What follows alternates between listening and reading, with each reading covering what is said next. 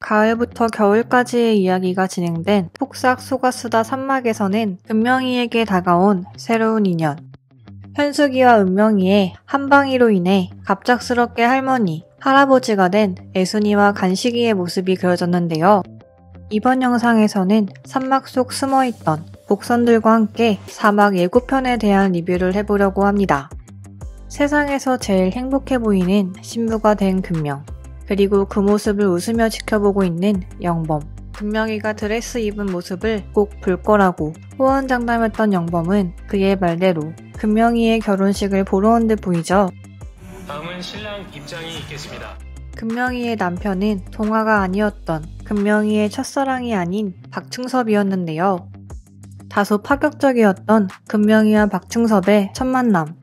그런데 이때 이어지는 금명이의 나레이션에는 반가운 인물의 이름이 등장합니다.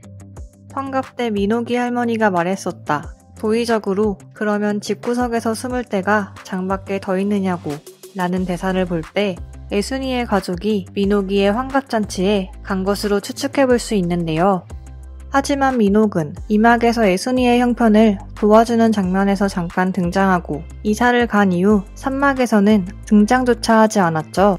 꽤 오랜 시간 애순과 마주칠 접점이 없어 보이는 민옥과 어떻게 다시 만나게 된 건지 싶었는데 한방이와 함께 애순이의 새로운 가족이 되는 현숙이 그 변수가 되는 게 아닐까 싶습니다. 새벽에 배를 타고 돌아오는 금명과 간식을 마주친 상길은 괜히 툴툴거렸지만 그 모습이 내심 부러웠던지라 집에서 현숙이에게 같이 배를 타러 가자고 하지만 단번에 거절당합니다. 이때 TV를 보며 현숙이 접고 있는 상자는 화장품 상자이며 화장품 가게는 잘 하고 있는 거냐는 부산길의 대사를 통해 현숙이 화장품 가게를 하고 있는 것을 알 수 있습니다. 그리고 민옥은 방판을 한다는 대사가 나왔었죠. 따라서 화장품이라는 매개체가 현숙과 민옥을 만나게 하고 이후 애순과도 마주치게 되지 않을까 싶습니다.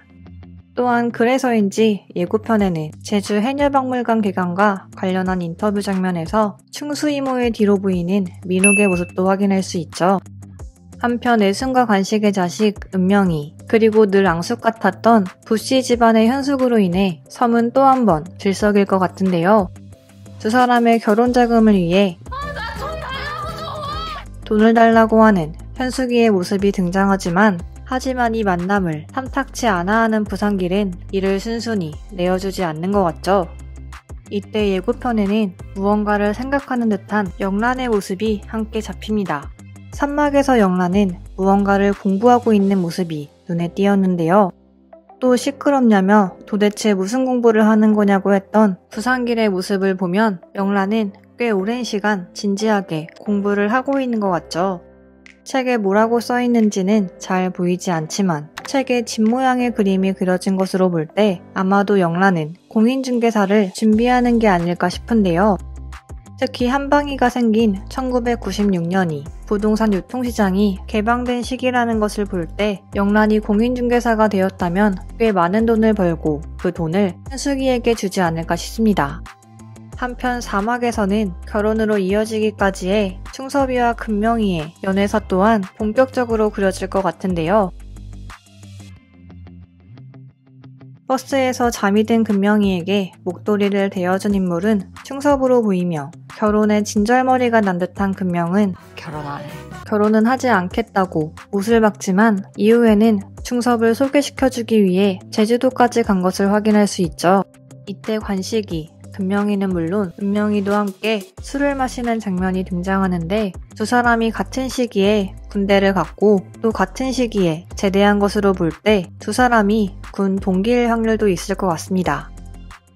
할머니 딸 좀 오래오래 지켜줘. 뭐가 그렇게 바빠?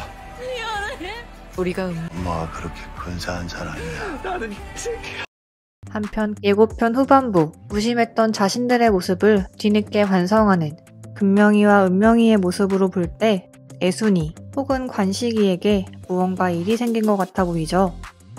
금명이가 가스를 마셔 응급실에 갔을 때 애순이 만성 질병 정보에 대한 가족력을 쓸 때 류머티스를 적었던 것을 떠올리면 관식과 관련한 것일 수도 있겠지만 예고편에 나오는 의미심장한 대사들 이게 왜 안 하던 짓을 해? 모르는 이제 자식들한테도 좀 물어. 그리고 애순이의 모습을 볼 때 이는 애순과 더욱 관련이 있어 보이고 애순이의 할머니 춘옥이 치매를 앓았던 것을 떠올리지 않을 수 없는데요. 특히나 산막에서는 은명이가 공을 가지고 놀다 애순이의 시계를 깨트리는 장면이 있는데 애순이의 시계가 박살이 났다는 의미심장한 대사가 나오기도 하죠. 이후 이 시계는 또 한 번 등장하는데요. 애순이와 간식이의 집에는 정상적인 모습으로 걸어져 있는 모습을 확인할 수 있습니다. 애순이 도동리의 개장이 된 기념으로 만든 것이기 때문에 아마도 똑같은 것이 여러 개 있는 것으로 보이는데 이 두 장면이 가지는 의미는 애순의 시간이 고장나지만 관식과의 추억만은 혹은 가족과의 추억만은 잊지 않는다는 것을 상징하는 것이 아닐까 싶습니다. 덧붙여 산막예고편에 등장했지만 정체가 무엇인지 아직까지 밝혀지지 않은 인물이 있죠. 이 인물은 과거 애순이 개장에 도전하고 관식이 그런 애순이의 선거운동을 하던 시절 잠깐 등장하는데요. 무언가를 망설이듯 같은 자리에 오랜 시간 서 있던 것으로 보이는 차에서 관식을 지켜보는 인물이기도 했죠. 그때와 같은 자리에 차를 세우고 다시 만나러 온 이 인물은 여배우 역으로 출연한다고 이미 명시된 바 있습니다.